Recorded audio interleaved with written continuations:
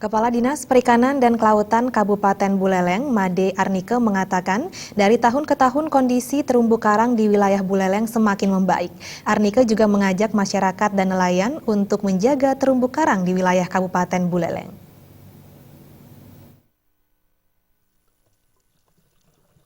Kepala Dinas Perikanan dan Kelautan Kabupaten Buleleng, Made Arnike mengatakan pihaknya telah melakukan upaya-upaya untuk menjaga konservasi terumbu karang di Kabupaten Buleleng. Salah satunya adalah sosialisasi kepada masyarakat dan nelayan tentang pentingnya terumbu karang.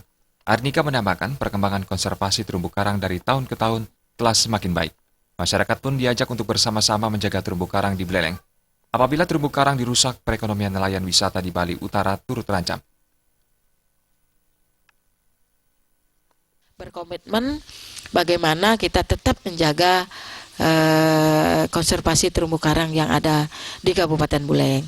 Nah, dari pihak masyarakat sekarang memang sudah antusias sekali, masyarakat kita sudah sadar bagaimana upaya-upaya untuk menanggulangi tetap menjaga kelestarian daripada terumbu karang.